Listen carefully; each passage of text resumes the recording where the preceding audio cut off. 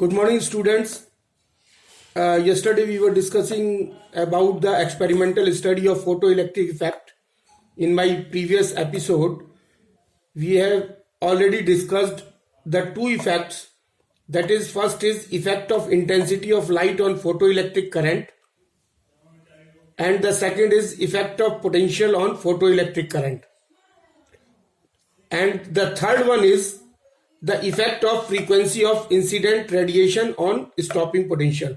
So these two effects, that is effect of intensity of light on photoelectric current, यानी photoelectric current पर intensity of light का क्या effect पड़ता है, एक तो ये हमने पहले एपिसोड में डिस्कस कर लिया है, और दूसरा जो फोटोइलेक्ट्रिक करंट पर पोटेंशियल का क्या इफेक्ट पड़ता है ये भी हमने पहले डिस्कस कर लिया है. So now today we will discuss about the effect of frequency of incident radiation on stopping potential.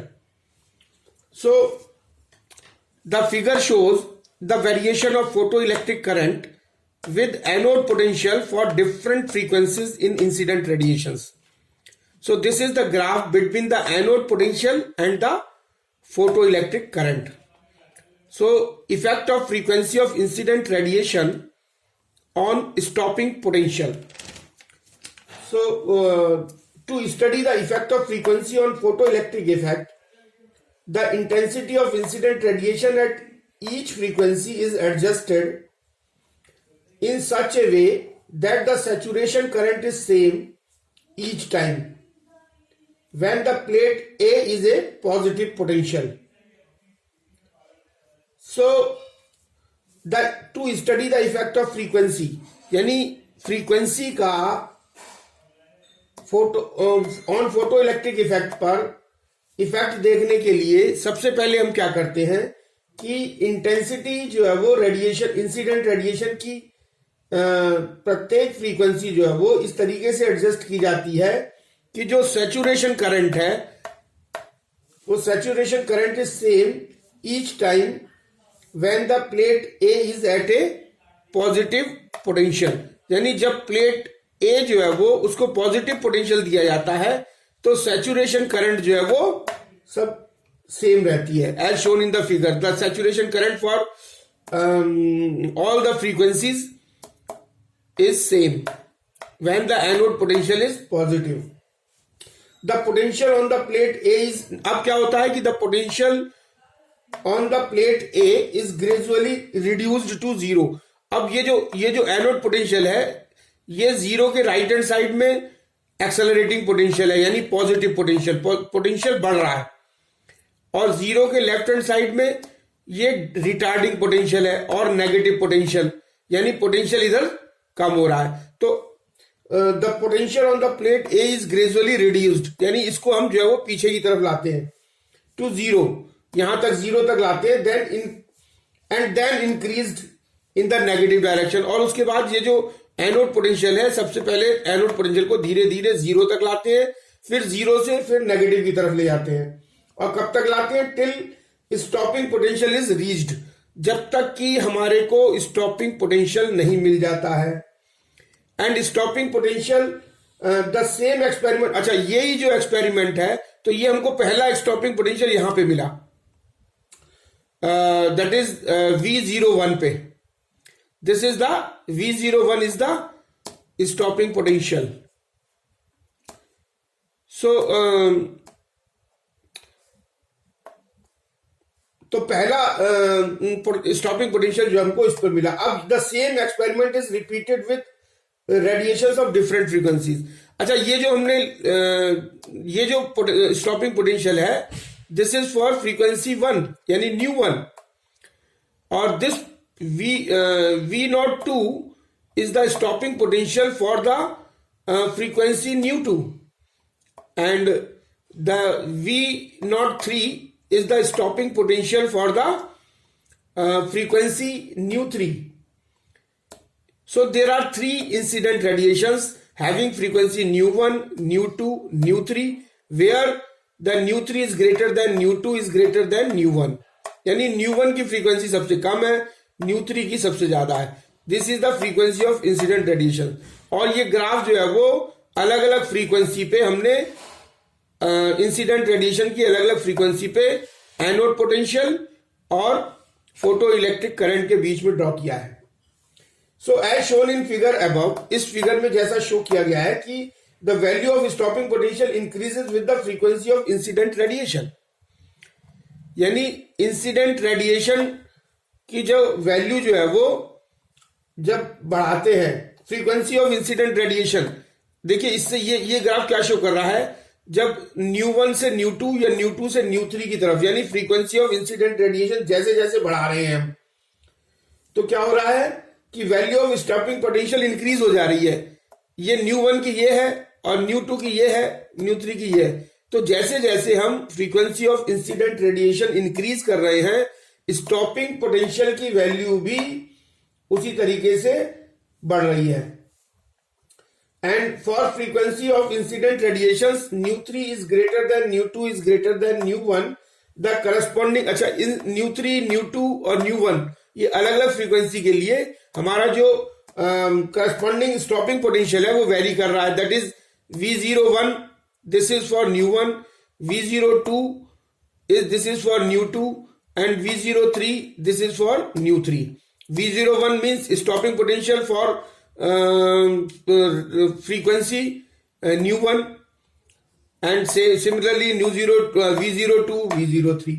So if we plot a graph, now another graph, now if we plot a graph between the frequency of incident radiation and the corresponding stopping potential for different metals, अगर different metals के लिए हमने metal A लिया, ये metal B लिया और एक graph plot किया frequency of incident radiation by taking on the x axis and stopping potential by taking on the y axis, then for the different metals A and B we get a straight line curve. तो हमको जो है ना एक straight line curve मिला as shown in the figure. These graphs reveal the following facts. इन दोनों graph से हमको क्या क्या चीजें मिलती हैं, देखिए. फर्स्ट तो ये मिलता है कि द स्टॉपिंग पोटेंशियल और the maximum kinetic energy of photo electrons increases linearly. यानी जो स्टॉपिंग पोटेंशियल है that is V0 stopping potential. This stopping potential जो है वो, ये stopping potential we have taken on the Y axis.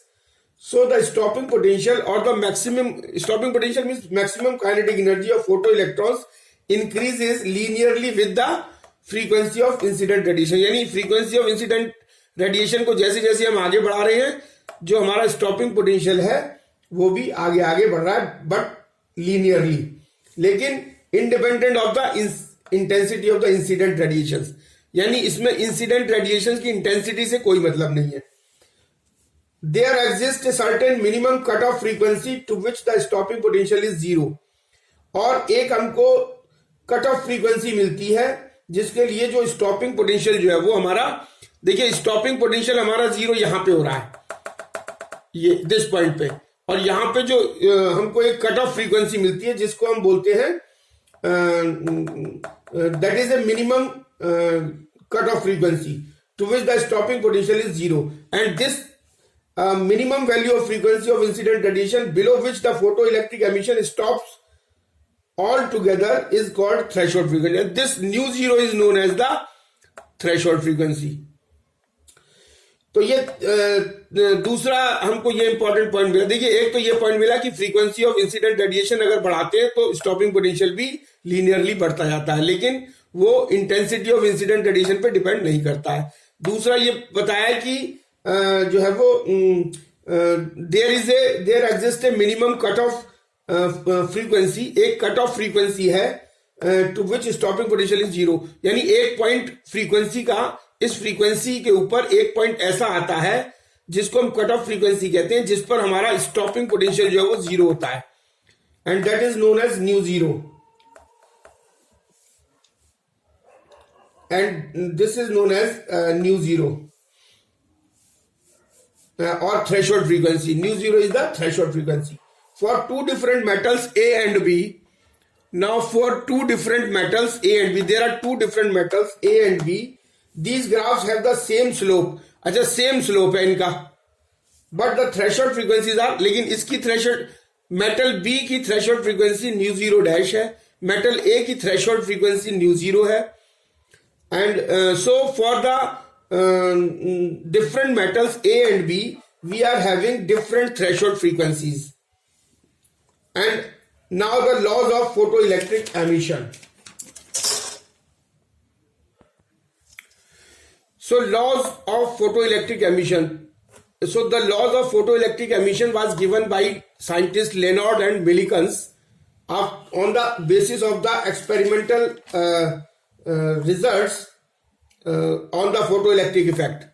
And he suggested the following laws of photoelectric emission.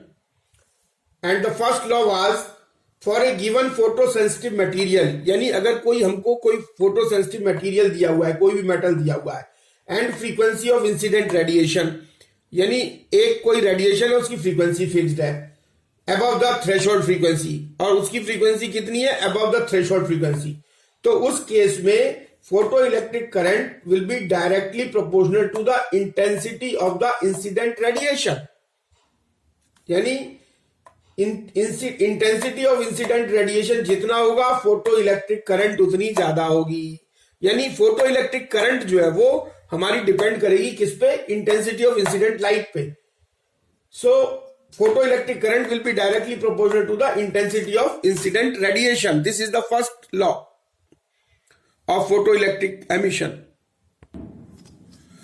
So the first law was for a given photosensitive material and frequency of incident radiation, photoelectric current is directly proportional to the intensity of incident radiation. And the second law was, for a given photosensitive material, there exists a minimum cutoff frequency below which no photoelectrons are emitted.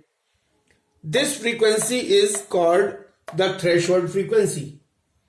यानी ऐसी frequency जिससे नीचे जाने पर कोई भी photo electrons emit नहीं होगा, उसको हम क्या कहेंगे, threshold frequency. There exist a minimum cut off frequency below which no photo electrons are emitted. And however high is the intensity of incident radiation.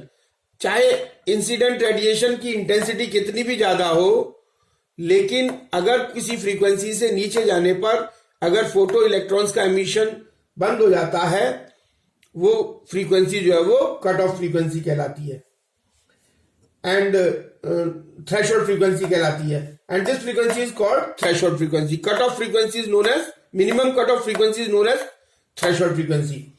Above the third law is, above the threshold frequency, the stopping potential or equivalently the maximum kinetic energy of photoelectrons is directly proportional to the frequency of incident radiation, but is independent of the intensity. Third law is very important. And the third law of photoelectric emission is, above the threshold frequency, stopping potential, और इस stopping potential को हम ये भी कह सकते हैं equivalently the maximum kinetic energy of photo electrons. Stopping potential is also known as the maximum kinetic energy of the photo electrons.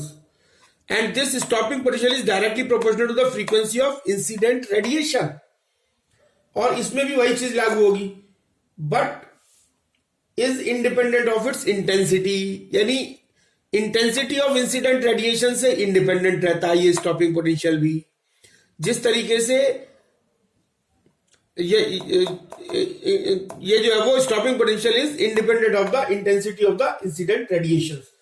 And the fourth one is, that is the photo electric emission is an instantaneous process.